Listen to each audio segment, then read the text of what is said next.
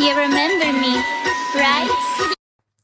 Hi everyone, welcome to Diva Mitra. This is Divya, your host for this channel, and this is a reaction video.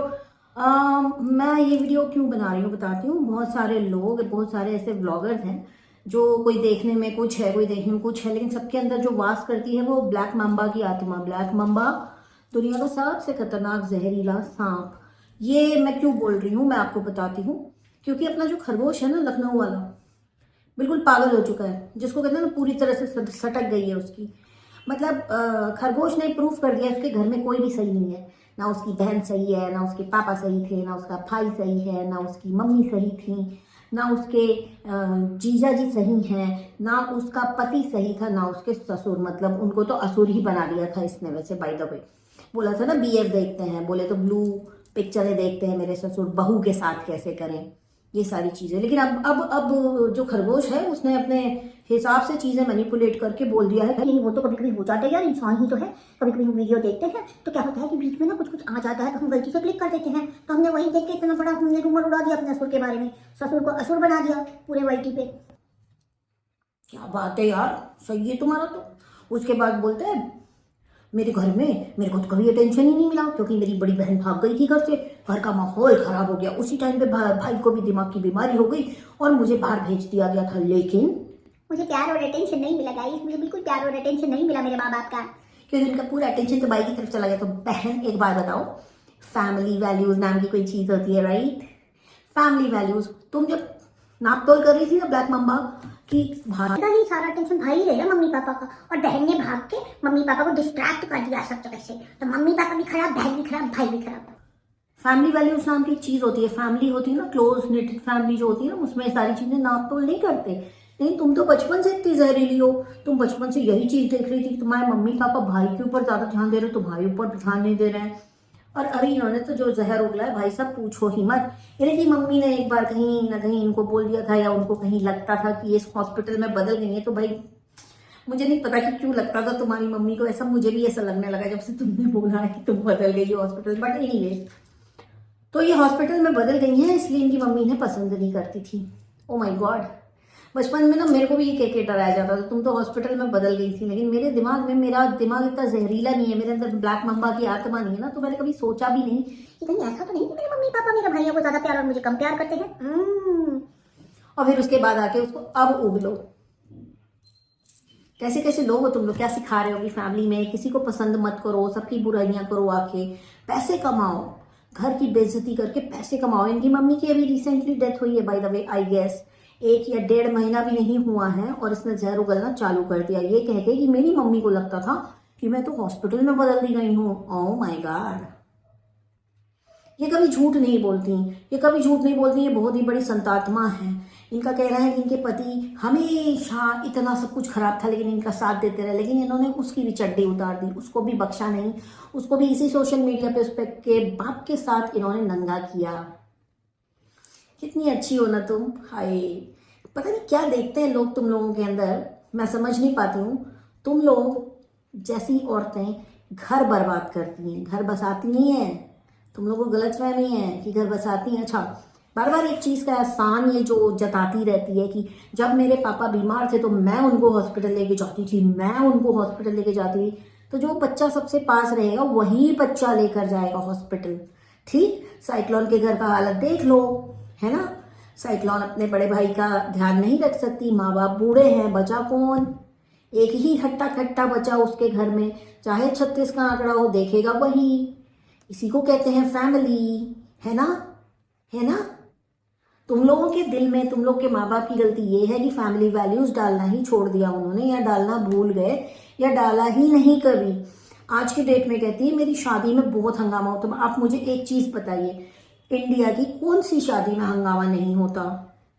India की 80% से 90% शादियों में हंगामा होता ही है, ठीक है? कोई चाचा जी, कोई ताऊ जी बुरा मान के बैठ ही जाते हैं, ठीक है? तो ये कोई नई चीज नहीं है। लेकिन कह रही है कि मेरी मम्मी तो मेरी ही बुराई की जा रही थी मम्मी की।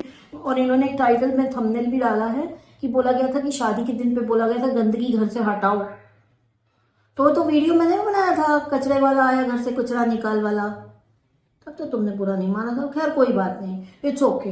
तो अगर बोल दिया उन्होंने गंदगी घर से निकालो, ये करो, वो करो, फला ना करो, ढिमका ना करो, अपनी बहन की बार बार ये ना भागने वाली शादी बताती है कि मेरी बड़ी बहन घर से भाग गई थी तो घर का माहौल खराब हो गया था।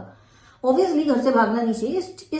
इस पर्टिकुलर पॉइंट पे मैं तुमको सपोर्ट करती हूँ, जाओ कि घर से भागना नहीं चाहिए। जिन माँ बाप ने आपको पाल पोस के बड़ा किया, पढ़ाया लिखाया, एक आदमी जो आपको थोड़े दिन पहले मिला उसके पीछे आप घर से भाग जाएंगे, अपने माँ बाप की नाक कटा देंगे, समाज में उनका सर नीचे झुका देंगे, तो ये बहुत ही गंदी गिरी हुई थर्ड क्लास हरकत है। ऐसे लोग मुझे पसंद नहीं है। बट एनीवेज, आपकी बहन भाग गई थी, लेकिन भागने के बाद भी वो आपसे ज्यादा खुश है। इस चीज की जलन है ना आपको? हाँ। अच्छा, इन्होंने बताया कि मेरे पापा मम्मी ने तो बस एक ही शादी की मेरी, क्योंकि इनके भाई को है कुछ प्रॉब्लम, मेंटल उसका कुछ इलनेस है, और इनके मम्मी पापा ने इनकी शादी इसलिए कर दी थी कि नहीं ये भी ना भाग जाएं, फिर से नाक कट जाएगी तो क्या करेंगे, ये सोच के आपकी शादी हुई थी। ठीक है, आपने ये जो कहा कि घर में सिर्फ मेरी ही एक अरेंज मैरिज हुई थी, तो आपने एहसान कर दिया अरेंज मैरिज करके, आप भी भाग जाती। आपकी बहन ने तो नाक कटाई दी थी माँ बाप की, आप भी कटा देती, क्योंकि आप उनके मरने के बाद उनकी नाक कटा रही हैं। आपको शर्म आनी चाहिए। एटलीस्ट उसने जब नाक कटाई ना, तो आपके माँ बाप जिंदा थे अपना पक्ष रखने के लिए, अपने आप को क्लीन साबित करने के लिए। लेकिन आप जो कर रही है ना आपकी माँ जिंदा है अभी, ना आपके पिताजी, दोनों को अभी रिसेंटली गए हैं दोनों इनके माता पिता, लेकिन अब ये उनकी बुराई करके पैसे कमा रही है, क्योंकि अब वो है ही नहीं। अपने आप को प्रूव करने के लिए, अपनी बातें रखने के लिए वो है ही नहीं। और बेवजह मतलब इस टाइप के कंटेंट की जरूरत नहीं है वाईटी पर ये औरत अपलोड कर रही है। इस औरत का कहना है कि अपने ही घर में आजादी से औरत रह सकती है, ये मेरा घर है, मैं चाहे जैसे कपड़े पहनूं और मैं चाहे जो करूं। बहन, तू नंगा घूम ले, किसको फर्क पड़ेगा? किसी को एक नए पैसे का फर्क नहीं पड़ेगा। जो तू उठ के दिखाती मैंने शॉर्ट्स पहने, फर्स्ट ऑफ ऑल देखो, मैं बिल्कुल इस चीज के बिल्कुल भी अगेंस्ट नहीं होगी, किसी को शॉर्ट्स नहीं पहनना चाहिए या किसी को कुछ नहीं, बट आप कंफर्टेबल तो हो। आप लोग जब पहनते हो ना, तो ऐसे लगता है कि आप लोग सिर्फ अपनी वो एक इच्छा पूरी करने के लिए पहन रहे हो, आप कंफर्टेबल तो हो ही नहीं उस कपड़े में, और ना ही वो कपड़ा आपके ऊपर सूट कर रहा है। अब इन्होंने ना शॉर्ट पहन करके किसी सब्सक्राइबर ने नीचे कमेंट कर लिया कि तुम तो छोटे छोटे कपड़े पहनते हो, ये वो, खड़े हुए दिखा, देखिए मैंने अभी भी पहना हुआ है। भाई, आपका पेट निकला हुआ है, इतना बड़ा थैला निकला हुआ है, आप पहले अपने आप को शेप में ले आइए ना। मतलब कहते हैं ना, हाथ पैर डोरा, पेट कटोरा, और पहन लो शॉर्ट कपड़े, बड़े अच्छे लगोगे। कपड़े हमेशा वो पहनने चाहिए जो आपको सुंदर दिखाएं, जो आपकी पर्सनालिटी को एनहांस करे, ना कि आपको जोकर जैसा दिखाएं। आप जोकर जैसे ड्रेसअप करते हो, इसलिए आपको हमेशा लोग बोलते हैं। ठीक है, अदरवाइज कोई कुछ भी पहने, उसमें कोई बुराई नहीं है। उसको भी ये औरतें इशू बनाती हैं, मैं तो ये पहन रही हूँ, मैं तो ये पहन रही हूँ, मतलब ऐसे बताती, सब धमकी दे रही कि मैं पहनूंगी। अरे बहन, पहन, तेरा घर, तेरा कपड़ा, तेरे पैसे, किसी को क्या फर्क पड़ता है? लेकिन अच्छे तो लगो। जब तुम सोशल मीडिया पे आ रहे हो तो प्रेजेंटेबल तो लगो। ऐसे ऐसे कपड़े पहन लेते हो शौक के कारण कि प्रेजेंटेबल भी नहीं लगते तुम लोग सोशल मीडिया पे। क्यों? बस इसीलिए लोग बात करते हैं, और कुछ नहीं है। अच्छा, इसके बारे में मैं और बात करूंगी, इनके बारे में मैं और बात करूंगी। बहुत सारी बातें इनके बारे में भी बहुत आसमान में उड़ रही हैं, बहुत ही ज्यादा अपने आप को पता नहीं क्या ही समझती। बाकी ये गई थी बेहोश टॉप में, और वहां पे इन्होंने जो भी कहानी बताई, नीचे लोगों ने पूरी इनकी जो जीवनी है वही लिख दी कमेंट सेक्शन में। तो वो एक बड़ी इंटरेस्टिंग चीज है। आप लोग बेहोश टॉक की वीडियोस देख लीजिएगा, और वहां पे देख लीजिएगा कमेंट, इनकी सारी सच्चाइयां वहां पे आपको मिल जाएगी। इन्होंने क्या क्या झंडे गाड़ रखे हैं वाईटी पे आने के बाद से। नॉर्मल ब्लॉगिंग नहीं है। कहती हैं कि मेरे बच्चे को मैंने स्कूल से निकाल दिया क्योंकि उसको एपिलेप्सी की बीमारी, जिसके कारण उसको तेज आवाज से इरिटेट होता है, तो वो बहुत एग्रेसिव हो जाता है। इन्होंने ये नहीं बताया कि फिर इनका बच्चा मारता है बाकी के दूसरे बच्चों को। इनका कहना है कि स्कूल बहुत खराब था, जब ये उसी स्कूल में एडमिशन कराने गई थी तो शायद इनको पीआर मिला था या जो भी मिला था, इनको कुछ डिस्काउंट दिया होगा स्कूल ने, तब वो स्कूल बहुत अच्छा था। लेकिन इन्होंने ये नहीं समझा कि उस स्कूल के ऊपर हजारों बच्चों की जिम्मेदारी। अगर एक बच्चा बाकी के 4 बच्चों को मार रहा है तो उन 4 बच्चों के माँ बाप स्कूल वालों की गर्दन पकड़ लेंगे। ठीक है, तो शायद इनके बच्चे को भी स्कूल से हटा दिया गया है, जिसके कारण वो school all of a sudden बहुत खराब स्कूल बन गया। आप समझ रहे हो? ये सारी बातें, ये लोग ऐसे हैं, ये इस तरह से ये सोशल मीडिया का मिसयूज करते हैं कि इनको कोई अपसेट कर देना तो ये उसको बुरा बोल देते हैं तुरंत आगे सोशल मीडिया पे, जबकि सीन अपने साइड की कहानी ये लोग बताते नहीं है। बट एनीवेज, कोई बात नहीं, क्या फर्क पड़ता है, इनकी जिंदगी है, इनको जीना है, इनको छोटे कपड़े पहनने, इनको अधनंगा घूमना है, इनको व्लॉगिंग करनी है, उसके बाद बोलना है कि हमारा पर्सनल लाइफ है। आप लोगों की पर्सनल लाइफ, क्या पर्सनल लाइफ, जितना आप लोग दिखाते हो उतने के ऊपर लोग रिएक्शन देते हैं, लोग बात करते हैं, लोग कमेंट करते हैं, तो आप लोगों को बुरा लगता है। तो या तो आप ये चीज झेलना सीख जाओ, या तो आप सोशल मीडिया छोड़ दो, दो में से एक ही ऑप्शन है आपके पास। अच्छा, अब स्विच करूंगी अपने साइक्लोन के ऊपर। साइक्लोन के जोक्स मुझे बहुत पसंद है, आप लोग चाहे मानो चाहे ना मानो। मैं उसके वीडियो जब देखती हूँ तो मैं सोचती हूँ कि मैं एक कॉमेडी शो देख रही हूँ, दैट इज इट। तो मुझे बहुत ज्यादा इरिटेट नहीं होता। लेकिन हाँ, अभी साइक्लोन ने खोल दिया है क्या, टिफिन सर्विस। अब साइक्लोन का सपना है क्या, पूरे हिसार को खाना खिलाना। साइक्लोन को आ रहे हैं बहुत सारे ऑर्डर्स। अब साइक्लोन को आप लोग देखेंगे मेहनत करते हुए। तो ये इतनी सारी जो चीजें हो रही है ना, देख के मजा आ रहा है। मैं देखना चाहती हूँ कि कितने लोग बीमार होते हैं। मुझे तो डर देखिए इस बात का है कि कहीं महामारी ना फैल जाए इनका खाना खा के। क्योंकि देखो, लोगों को तो नहीं पता कि इनके घर के फ्रिज में कीड़े लगे हुए हैं, इनके बेड बॉक्स में मरे हुए चूहे निकले थे जिनकी लाशें इन्होंने हाथ से उठा उठा के फेंकी थी। और बिल्कुल क्लोजअप में डिटेल में बताया था कि पूंछ सूख गई है, ये सूख गया है क्योंकि ये काफी दिन से मरा हुआ है, मैंने दवा डाली थी। उसके बाद एक लाश इनको मिली भी नहीं इनके घर से, चूहे की लाश भी नहीं मिली थी इनको। वो चूहा की लाश कहीं अभी पड़ी सूख रही होगी, क्या ही पता भैया।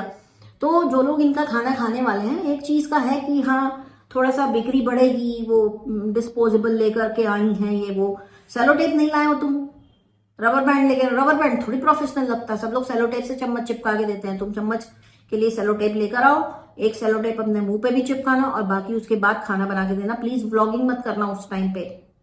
और रही बात की, अभी तक तो तुम्हारे वर्चुअल हेटर्स थे साइक्लोन, अब तुम खाना खिला खिला के मतलब एकदम आमने सामने टपली नहीं, तुम्हारी ढपली बना देगी पब्लिक खाना खा के तुम्हारा।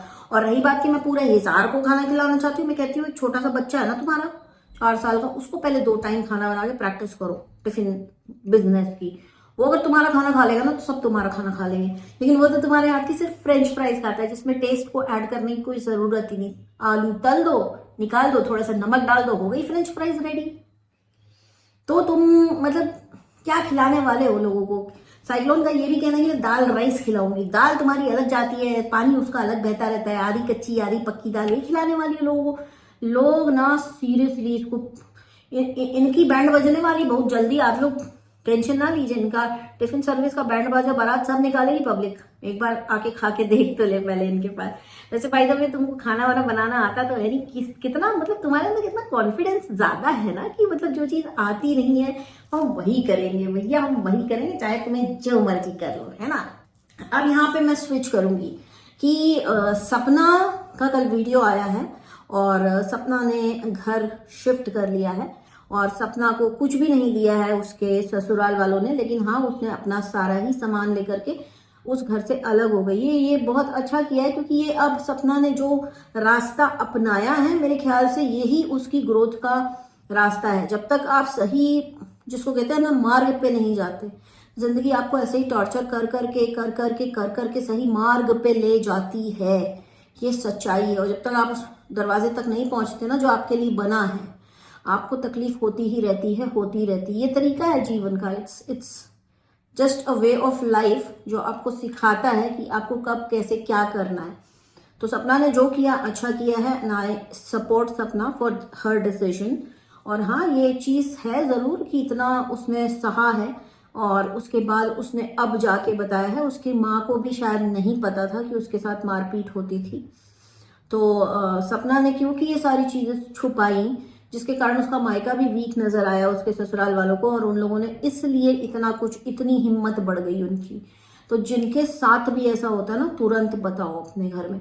घर का सपोर्ट नहीं मिल रहा है ये एक अलग चीज है, घर का सपोर्ट ना मिले तो बहुत सारे ऐसे लोग बैठे हैं जो आपको सपोर्ट करेंगे, लेकिन आपको पहले बोलना पड़ेगा। बिना बोले अगर आप ये सब करोगे और फिर अचानक से जाके काफी समय के बाद आप ये सारी चीजें खोलोगे ना, तो 100 तरह के सवाल उठेंगे, जैसे इस वक्त सपना के लिए भी उठ रहे हैं कि उसने अब क्यों बताया, तब क्यों नहीं बताया, उसने दूसरी शादी भी उसी घर में क्यों कर ली। भाई, जब आपको पता है ना कि फैमिली में बहुत गड़बड़ है, फैमिली बैकग्राउंड, और आपके पास और कोई ऑप्शन ही ना छोड़ा जाए, तो आप कुछ भी करोगे, आप कठपुतली बन के करते जाओगे। और अगर आपकी स्पेशली आपकी किस्मत में ये सब होना लिखा है, तो आप कितने भी पढ़े लिखे हो, कितना भी कुछ भी कर लो, ये सब होके ही रहता है।